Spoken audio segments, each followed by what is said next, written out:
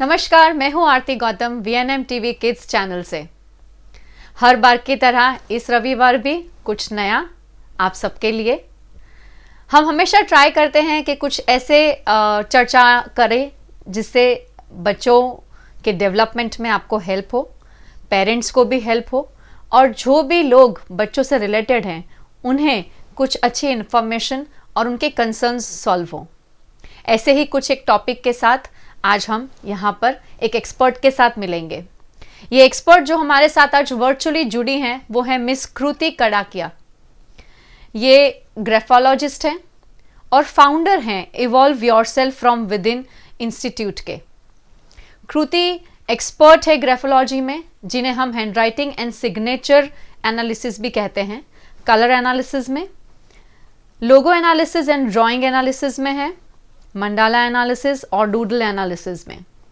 ये एक play therapist हैं और RCI सर्टिफाइड स्पेशल एजुकेटर भी हैं। 19 साल के एक्सपीरियंस के साथ ये जुड़ी हैं काफ़ी सारे कॉरपोरेट कंपनीज के साथ एज अ कोच और एज अ कंसल्टेंट। सो कृति, आपका VNM TV में बहुत बहुत स्वागत है। Thank you. कृति, आपका जो डेजिग्नेशन है बहुत ही इंटरेस्टिंग है और जब मैंने आपको सुना तो मुझे लगा कि इस पे चर्चा तो बिल्कुल बनती है। और जिस तरह मुझे पता है बीइंग एन एजुकेटर, बहुत सारे लोगों को शायद ये नहीं मालूम है कि ग्राफोलॉजिस्ट क्या करते हैं और ये किस तरह की फील्ड में काम करते हैं। तो आज आपके साथ ये चर्चा करने में बहुत मज़ा आने वाला है एंड आई एम श्योर जो हमारे व्यूअर्स हैं उनको भी काफ़ी फ़ायदा होगा ये टॉक शो सुनने के बाद।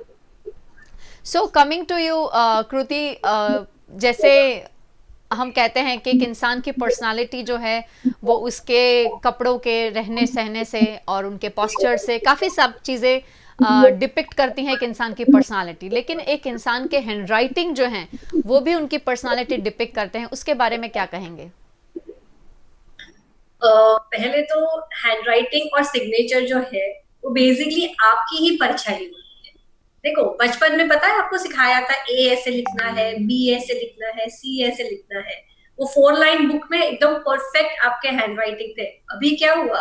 अभी जब वो अमेज़न वाला घर आता है और कुरियर वाला आता है, आप कैसे साइन करते हो? Just sign it like that and let it go. Let it go. मतलब हैंडराइटिंग जो है वो एक्चुअली आपका पर्सनालिटी बताती है। क्या आप सीरियस हो उस समय या आप कैजुअली ले रहे हो?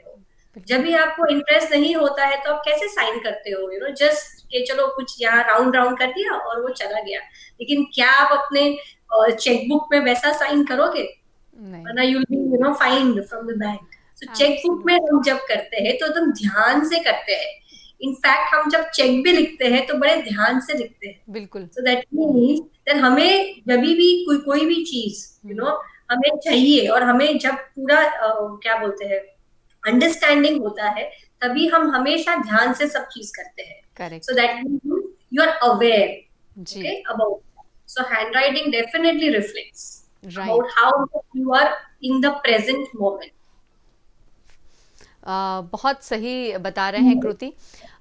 अगर हम स्पेसिफिकली बच्चों के बारे में बात करें कृति, तो क्या सही एज रहती है बच्चों में ये चीज़ को आइडेंटिफाई या डिपिक्ट करने के लिए कि उनकी पर्सनालिटी किस तरह से है? बच्चे तो बेसिकली बच्चों में हम है ना हैंडराइटिंग नहीं देखते हैं जी। क्योंकि बच्चे अभी सीख रहे हैं। करेक्ट। Right, learning. तो राइट। हैंडराइटिंग और सिग्नेचर जो होता है ना वो हम डायरेक्टली 15 या 16 साल के बाद देखते हैं। जी। और उसके पहले जो बच्चा ड्राइंग करता है, कलरिंग करता है, ऐसे जस्ट फ्री बैठा है और वो कुछ कलरिंग कर रहा है जी। या व्हाटएवर सीनरी ड्रॉ कर रहा है ना, वो हमें बहुत कुछ बताती है उसके पर्सनालिटी के बारे में। जी। सो बहुत सही बताया आपने।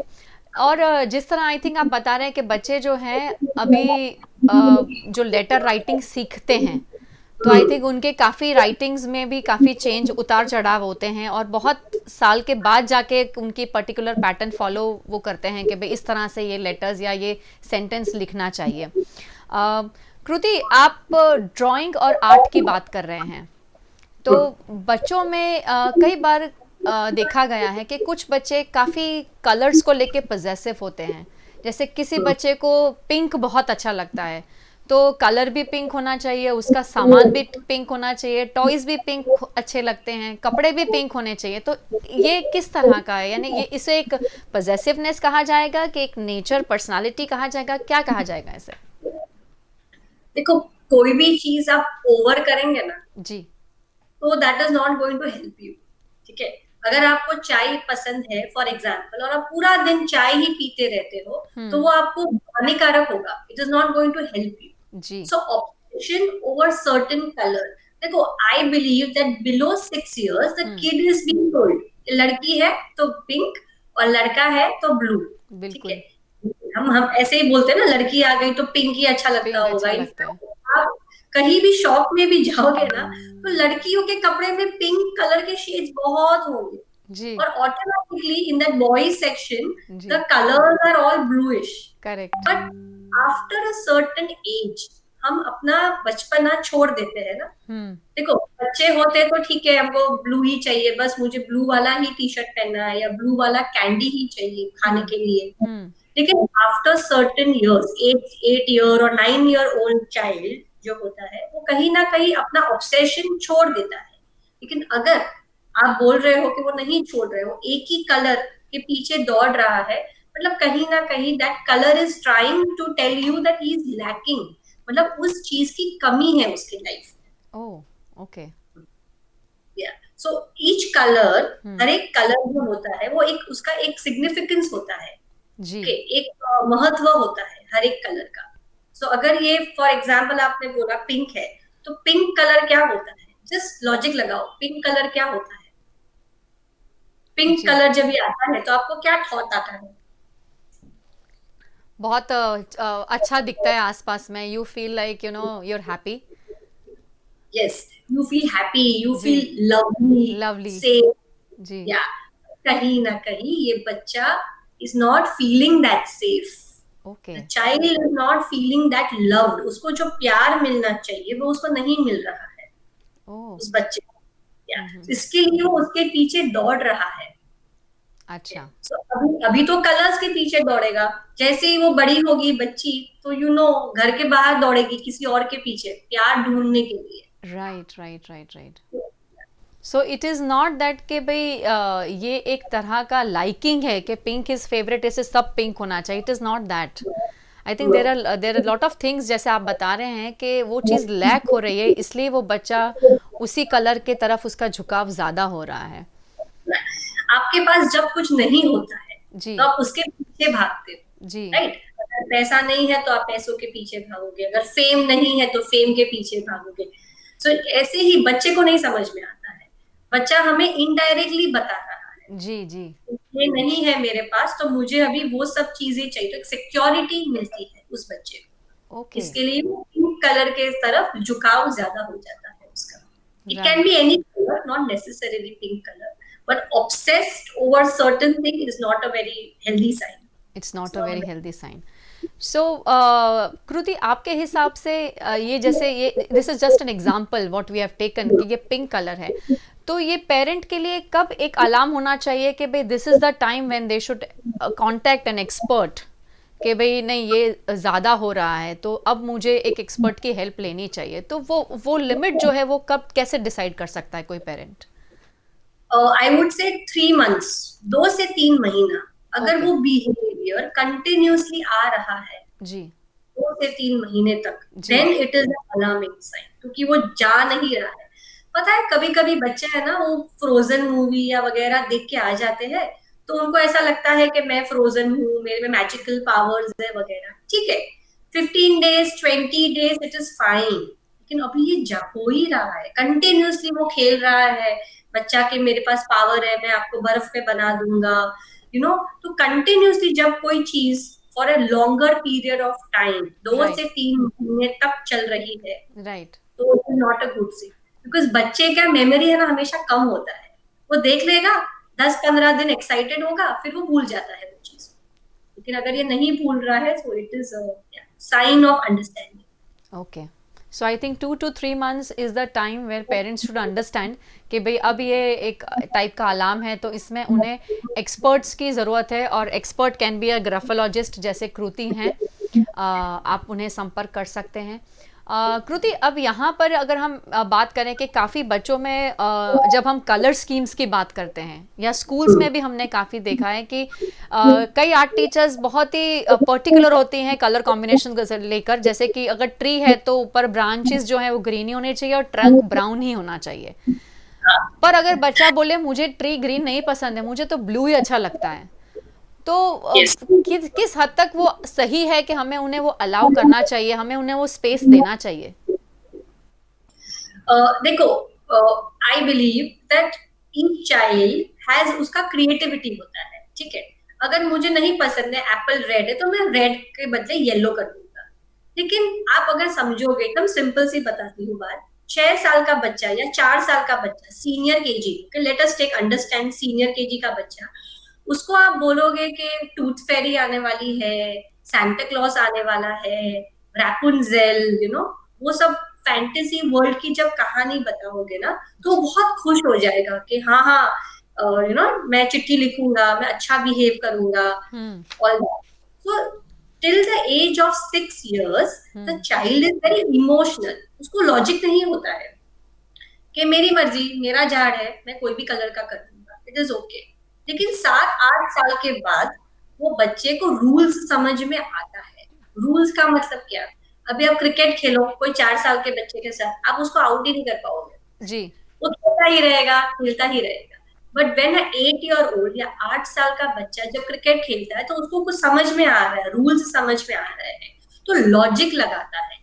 8 साल के बच्चे को बोलो सांता क्लॉज आएगा, तो वो आप पे हंसने वाला है, सांता क्लॉज कोई नहीं होता है, मुझे बेवकूफ मत बनाओ। या टूथ फेरी आने वाली है, आपका दांत लेके जाएगी, आपको पैसा देके जाएगी, वो बोलेगा ऐसा कुछ नहीं होता है। सो जब भी बच्चा 7 या 8 साल के बाद अभी भी वो वही काल्पनिक दुनिया में रह रहा है, जहां पे लॉजिकली द झाड़ का कलर, आप कहीं भी जाओ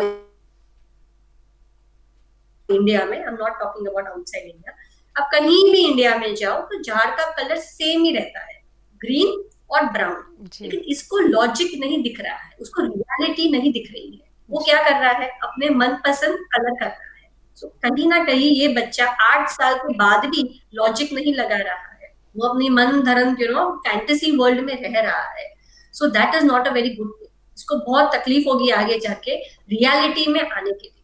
अच्छा, Yeah. So I think yeah. जी, please carry on. So it's an alarming sign if it is being seen, ऐसा बिहेवियर अगर आपको दिखे 8 या 9 साल के बच्चे में, जी, जहां वो झाड़ का कलर जो सन है, it is suppose to be yellow, जी, okay. अभी भी वो कुछ लाल कलर कर रहा है या ब्लैक कलर का सन कर रहा है, then it is not good, क्योंकि वो रियलिटी में नहीं रह रहा। राइट।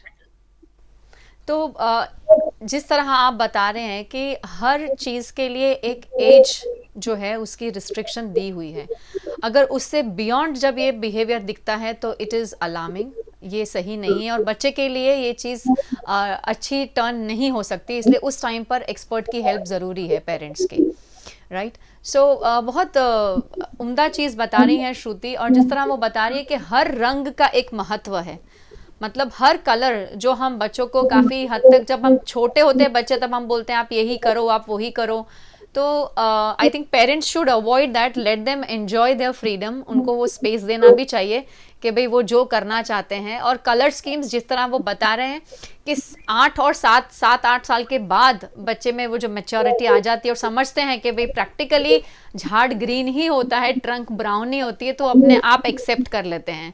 पर जब तक वो छोटे हैं, आई थिंक बिलो 6 years, तब तक they are still in that fantasy world and they want to try a lot of colour combinations. अच्छा कृति, ऐसा भी होता है कि कुछ बच्चों को एक ही फिगर में बहुत सारे कलर डालने का मन करता है, तो उसका मतलब क्या होता है? एक्चुअली ये बहुत कॉमन है, हम है ना अपने बच्चे को बहुत सारे कलर्स दे देते हैं। अब वो बोल रहा है मुझे तो सब कुछ यूज करना है, राइट। तो that is why that child will take one pink colour और एक स्ट्रोक मारेगा पिंक कलर का, फिर लाल कलर उठाएगा, लाल का स्ट्रोक मारेगा, फिर रेनबो कलर्स, सब कलर, सब जितने दिए हैं मम्मी ने सब मुझे यूज करने, किसी को खराब नहीं करना चाहिए कि मेरे को यूज करना। that means that this person is very happy, okay. very happy, and emotionally ये बच्चा बहुत stable है, कि अच्छा। किसी को ऑब्सेशन नहीं है, ठीक है ना, थोड़ा इसको भी दिया, थोड़ा इसको भी दिया, थोड़ा इसको भी, everybody should get an equal chance. Right, right, right. So that is really very nice, I think, क्योंकि काफ़ी छोटे बच्चे जो है ना, they like to make things very colourful. I mean simple अगर कुछ मैचिंग कंसेप्ट भी होता है तो they want to pick one different crayon each time and they want to draw those lines. तो वो बच्चों में आई थिंक ये चीज़ बहुत कॉमन है, इसलिए I thought I should ask, क्योंकि अगर सब कलर्स यूज करते हैं तो उसका मतलब क्या है। वेरी गुड, बहुत अच्छा है। और ये बच्चा जो है इमोशनली बहुत अच्छा है, पेरेंट्स काफी हैप्पी है, जी। और parents are also being very positive towards the child. Right. Kriti, जिस तरह हम अभी लॉकडाउन सिचुएशन से सब जने बाहर धीरे धीरे आ रहे हैं, काफ़ी सब चीज़ें अभी भी अनलॉक है, और स्पेशली स्कूल्स जहाँ बच्चे बिल्कुल भी अलाउड नहीं हैं, और वर्चुअली अभी हमारा सिचुएशन जो है, घर से ही सब बच्चे सब कुछ सीख रहे हैं। ऐसे में काफ़ी बच्चे जो हैं वो एडिक्ट हो गए हैं गैजेट्स के साथ। तो कई पेरेंट्स की ये कंप्लेन भी रहती है कि भाई मेरा बच्चा जो है वो पढ़ाई से ज़्यादा टीवी देखने में या फिर फ्रेंड्स के साथ गेम्स खेलने में इन्वॉल्व है, और बहुत डिस्ट्रक्टिव है या बहुत डिस्ट्रैक्टेड है। तो ऐसे केसेस भी आप हैंडल करती हैं? Yes, this is a very common thing, कि बच्चे काफी डिस्टर्ब होते हैं, काफी, क्योंकि ऐसा बहुत जगह पे देखा गया है कि बच्चे को नीचे नहीं भेजते जी। पेरेंट्स। जी। लड़की है, 10 साल की है, अभी मैं नीचे कैसे भेजूं, उसको समझ में नहीं आ रहा है कि how to behave, how to talk, तो हम उनको ओवर प्रोटेक्ट करते हैं, तो वो एक अलग केस हो गया है। और यहाँ पे जो हम बात कर रहे हैं वर्चुअल लुक के लिए, वर्चुअल में क्या हो रहा है, हमारा ह्यूमन टच मिस हो रहा है। जी। We are missing human touch. Ji. That is why the child needs more of caring. उसको और प्यार की जरूरत है। जी। एक तो जरूरत होती है, उसमें से एड ऑन इफेक्ट आ गया है, हमें और उसको प्यार करना पड़ेगा। And physical love, okay, physical love का मतलब क्या होता है, physically hugging the child, okay. बच्चे को आपके साथ सुलाओ, ऑफकोर्स छोटे होंगे तो 6 साल के बच्चे को आपके साथ दोपहर में make the child sleep next to the mother, तो एक फिजिकल कंफर्ट मिलता है उसको। जी। तो that is very important right now, और बच्चे नहीं सुन रहे हैं। I mean that is something that is very commonly asked, जो बच्चे नहीं सुन रहे हैं। जी। एक्चुअली क्या होता है ना, it's another world, okay. TV एक अलग ही दुनिया है। अगर आप भी टीवी देखोगे तो आपको सुनाई नहीं देगा। तो मैं क्या करती हूँ, मेरे घर में, I also have a daughter, you can keep an alarm, एक अलार्म रख दो कि 15 मिनट के बाद ये बजेगा। दैट अच्छा। मीन्स अभी अभी टाइमर अभी आने वाला है, तो तुरंत मत बोलो बच्चे को कि स्टॉप कर दो, वरना वो गुस्सा हो जाएगा आपके ऊपर। जी। उससे अच्छा उसको धीरे धीरे धीरे करके बोलो, बेटा 5 मिनट बाकी है, बेटा 2 मिनट बाकी है, बेटा 1 मिनट बाकी है। ऐसा आप करोगे तो वो भी शांत रहेगा और आपके साथ झगड़ा नहीं करेगा, एंड वो राइट। आपकी बात हमेशा सुनेगा। राइट। आई थिंक बहुत ही बेहतरीन एग्जाम्पल आपने दिया है कि जो भी चीज़ अगर हम करवाना चाहते हैं तो प्यार से पहले और धीरे धीरे टाइम लिमिट के हिसाब से उनसे करवाएं तो बेटर रहेगा, ना कि एकदम जाके उस चीज़ से उस बच्चे को विड्रॉ कर दिया जाए। अदरवाइज बच्चा जो है वो टेंट्रम्स थ्रो करते हैं, कभी रोते हैं, कभी लेट जाते हैं ज़मीन पे, या अपने आप को या पेरेंट को हार्म करने की कोशिश करते हैं। तो वही, उसमें क्या होता है, पेरेंट और चाइल्ड का रिलेशन भी बिगड़ जाता है। बिल्कुल मम्मी सही। तो मेरी दुश्मनी है, मम्मी तो हमेशा टीवी देखूंगी तो टीवी देखूंगा तो हमेशा आके बंदी कर देती है, I don't like my mother. जी। इट्स बेटर दैट हम भी अवॉइड करें और थोड़ा थोड़ा थोड़ा वार्निंग करते करते जाए। 5 मिनट बाकी है, 2 मिनट बाकी है, जी। तो उसको भी प्रिपेयर रहेगा वो, बिल्कुल। ओके भाई बंद होने वाला है। राइट। और आई थिंक हम भी ये चीज़, बहुत एजुकेटर्स जो है इस चीज़ पे काफ़ी फोकस करते हैं कि कोई भी चीज़ है उसे एकदम से मत दीजिए और एकदम से बंद मत कीजिए। हर चीज़ को ग्रेजुअली एक लेवल से धीरे से लेवल आपको या उसे चढ़ाना है या उसे उतारना है। तो वो चीज़ें I think as a parent अगर आप समझ लेंगे तो आपके लिए बहुत सिंपल हो जाएगी, क्योंकि अभी आप बहुत सारे रोल्स प्ले कर रहे हैं। आप पेरेंट भी हैं, आप टीचर भी हैं, आप फ्रेंड भी हैं। तो आई थिंक अगर ये कंसेप्ट आप धीरे से एक्सेप्ट करना स्टार्ट कर देंगे तो बच्चों के लिए भी आसानी हो जाएगी और आप लोगों के लिए भी। कृति, जैसे आपने ड्राइंग्स और आर्ट की बात करी, तो ऐसे कौन से ड्राइंग्स हैं जिन्हें देख के हमें लग सकता है कि भाई ये बच्चे के साथ कुछ बिहेवियर इश्यूज हैं? कुछ एग्जाम्पल्स आप दे सकते हैं उसके? Yeah. Behavior issues. Okay, first let us understand coloring क्योंकि वो सबसे इजी है. जी. Okay, एकदम easy है. कलरिंग में ऐसा होता है कि कलरिंग का पता है एक बॉर्डर होता है, एक सन है, ओके, और एक बॉर्डर है. और अगर वो बच्चा कलर करते करते वो बॉर्डर के बाहर जा रहा है, it is very common for a young child, 3 year old, 4 year old, बाद में वो सीख जाता है कि बॉर्डर में ही रहना है. करेक्ट. लेकिन अभी ये बच्चा बॉर्डर के बाहर बहुत जा रहा है. दैट मीन्स इसको है ना, कभी भी आप रूल्स दोगे ना, एक रूल्स देते हैं ना बच्चे को कि बेटा आप 8 बजे घर आ जाना या 6 बजे खाना खा लेना, तो रूल्स जो देते हो ना ये बहुत तोड़ेगा उसको, ये ना रिबेल करेगा. ये बच्चा बहुत ही क्या बोलते हैं, कुछ भी बोलोगे ना तो तुरंत वो पलटेगा. He has that type of a habit. जी. So you have that definitely is seen in the colouring. जी. जब वो बाहर बहुत जा रहा है तो. जी. सेकेंड, अगर वो ड्राइंग्स इनकम्प्लीट छोड़ देता है, आपने उसको बोला कि एक एक क्या बोलते गार्डन बना दो या वॉट एवर एनी, आपने कुछ उसको टॉपिक दिया है जी. और वो आधा करके खड़ा होके चला गया, या फिर उसने जो पैटर्न बनाया है वो भी आधा बनाया है. अच्छा. फ्लावर बनाया है तो फ्लावर में 6 पेटल के बदले 2 ही पेटल बना दिया और छोड़ दिया. राइट. सो हैपनिंग हो, या आधा आधा काम करता है, मतलब उसको इंटरेस्ट ही नहीं है, उस फोकस ही नहीं है उस बच्चे को. So first you have, this are all alarming signs ना, आधा आधा काम छोड़ देना. कलरिंग कर रहा है लेकिन करते करते खड़ा होके चला गया. So you also as a parent have to teach कि बेटा आप जो भी कर रहे हो कंप्लीट करो, फिर आप आगे बढ़ो. Completeness is very important. Right. वरना ये बच्चा बड़ा होके भी सब आधा आधा करेगा. किचन में जाएगा, नमक निकालेगा और वो ढक्कन बाजू में रह जाएगा. बाथरूम में जाएगा एंड और कबर्ड खोलेगा तो कबर्ड खुला रह जाएगा. जी. सब आधा आधा काम करेगा ये बच्चा. Right. So that is very good thing. Completeness is very important to be successful. Right. I think ये बहुत प्रैक्टिकल एग्जाम्पल्स है जो आप बता रहे हैं, और काफ़ी पेरेंट्स रिलेट भी कर पाएंगे इसके साथ कि भी, और के बच्चे आजकल काफ़ी इस तरह के बिहेवियर्स शो करते हैं, जैसे थोड़ी देर किया और खड़े हो गए, और इसीलिए आई थिंक उनका कंसंट्रेशन भी बढ़ नहीं पाता है क्योंकि बहुत जल्दी डिस्ट्रैक्ट हो जाते हैं और वहाँ से उठ के कुछ और करने लग जाते हैं.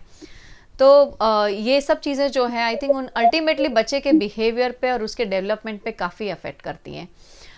कृति, अब अगर हम बात करें हैंड राइटिंग की और ड्राइंग या कलरिंग जो करते हैं, स्टार्ट करते हैं, जब बच्चों को ये सब चीज़ें सिखाई जाती हैं तो स्कूल्स में कई बार बच्चे जो हैं प्रेफरेबली राइट हैंड ज़्यादा यूज़ करते हैं, लेकिन कुछ बच्चे जो हैं वो लेफ़्ट हैंड से लिखना, कलर करना या कुछ पकड़ना प्रेफर करते हैं. जब बात लेफ़्ट पे आती है तब पेरेंट बहुत ज़्यादा घबरा जाते हैं और बोलते हैं लेफ़्ट मत यूज़ करो, राइट करो.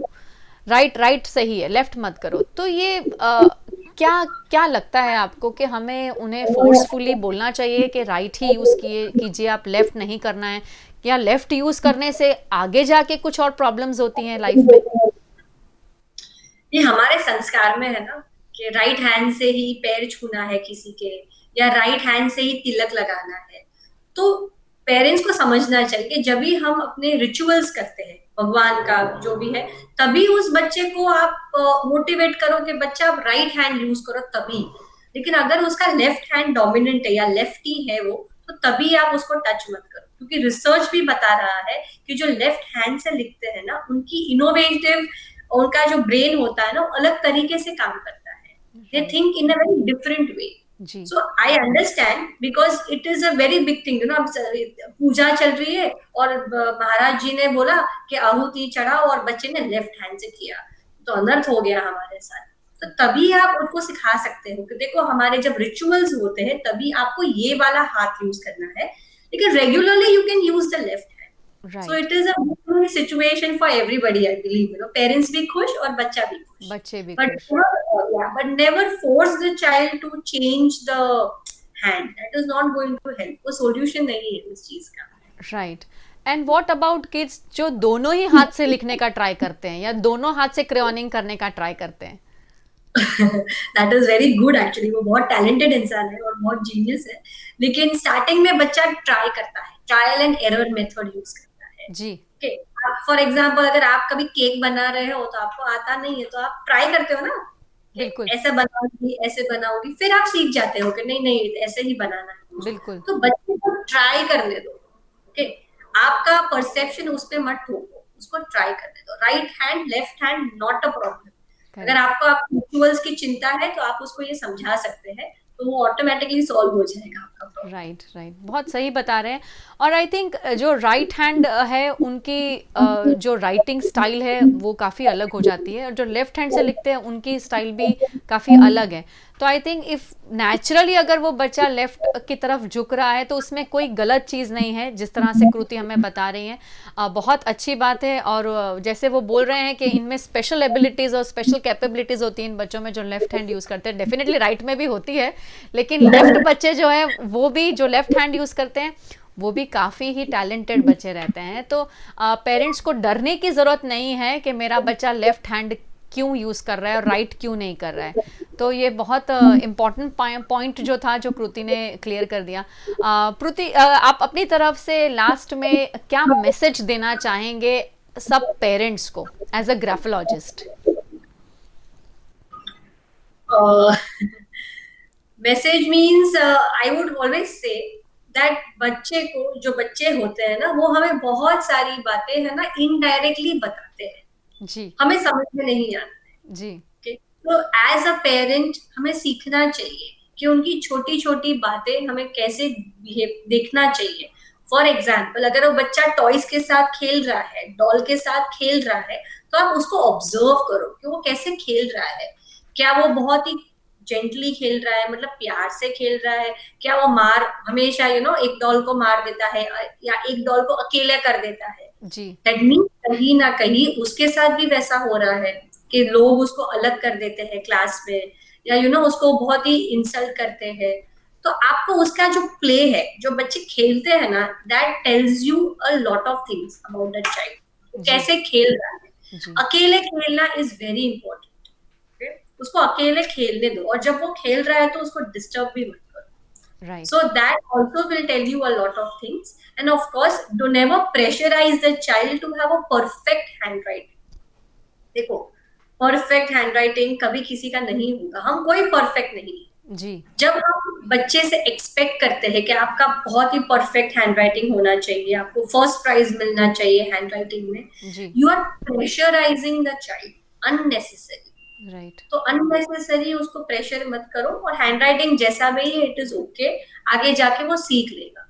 राइट ओके, ऐसा नहीं है कि हैंडराइटिंग अच्छा है तो ये अच्छे बच्चे हैं, बुरा है तो बुरा बच्चा है। It is not like that. Right okay, so we don't look at the outlook of the handwriting कि जी आउटलुक कैसा है इसका, जी वैसा नहीं देखते हैं। राइट।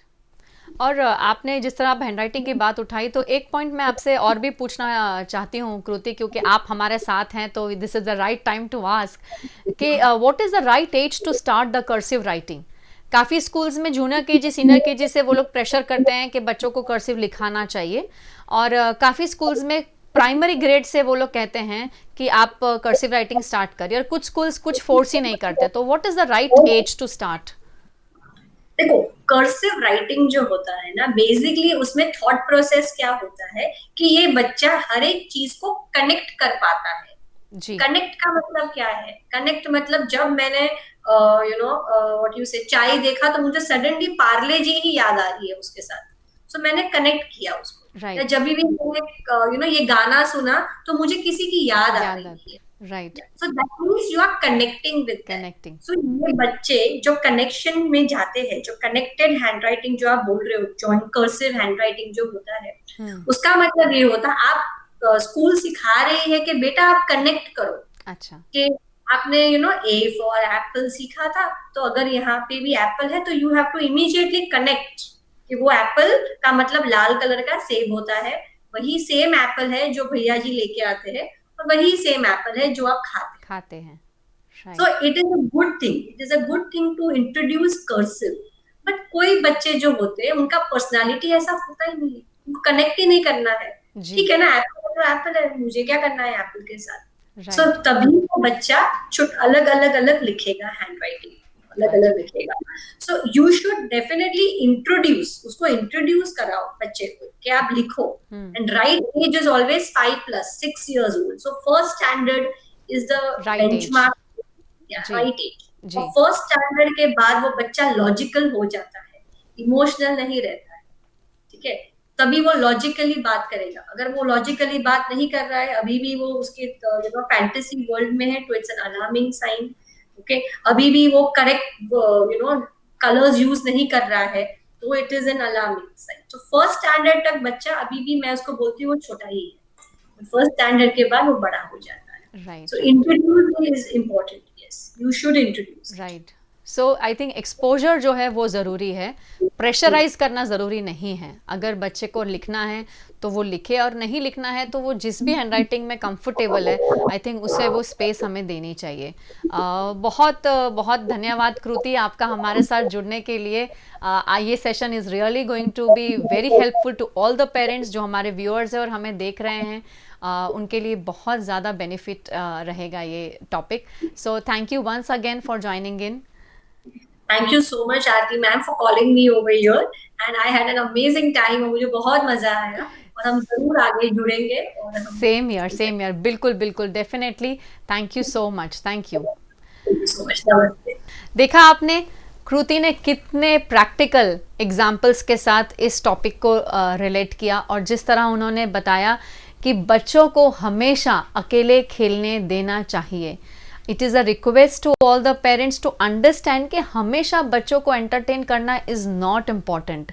बच्चों को ये चीज़ आनी चाहिए कि अकेले रहकर कैसे खेलना है, और अगर कुछ नहीं है तो आइडल कैसे बैठना है वो भी आना चाहिए. क्योंकि हर बार ज़रूरी नहीं कि उनके पास कुछ खिलौना हो खेलने के लिए, या आप हो उन्हें एंटरटेन करने के लिए. सो thank you so much everybody for joining us here. और आई होप कि कृति के जितने भी प्रैक्टिकल नुस्खे उन्होंने बताए, या उन्होंने जिस तरह के आपके साथ जो आइडेंटिफिकेशन टिप्स आपके साथ शेयर करी हैं, कि अगर बच्चों के ड्राइंग्स आप देखते हैं, उनके कलर्स आप देखते हैं, उनका बिहेवियर देखते हैं, तो अगर आप को कुछ भी ऐसा लगता है कि इसमें कंसर्न जैसा है या इसमें चिंताजनक कोई चीज़ है, तो आप हमेशा एक्सपर्ट्स को कंसर्न कर सकते हैं. कृति हमारे बड़ौदा सिटी की हैं और वेरी वेल नोन ग्राफोलॉजिस्ट हैं. इन केस अगर आप पेरेंट्स इनसे जुड़ना चाहते हैं तो आप VNM ऑफिस को कभी भी संपर्क कर सकते हैं. आपको इनका कॉन्टैक्ट शेयर कर दिया जाएगा. VNM TV के YouTube चैनल को प्लीज़ सब्सक्राइब कीजिए, इसे शेयर कीजिए, लाइक कीजिए. और जिस तरह हम पहले भी कहते आए हैं कि अगर आपके पास कोई भी ऐसा टॉपिक है जिस पे आप रोशनी डालना चाहते हैं, या आप चाहते हैं कि इस टॉपिक से दूसरे पेरेंट्स को भी हेल्प होगी, तो VNM TV की वेबसाइट का चैट बॉक्स जो है उसमें आपके सजेशंस हमें भेज दीजिए. VNM TV की वेबसाइट है www.vnmtvnews.com. प्लीज़ नोट डाउन कर लीजिए और अपने सजेशंस हमें भेजते रहिएगा. अगले हफ्ते फिर आपसे मुलाकात होगी. तब तक के लिए नमस्कार.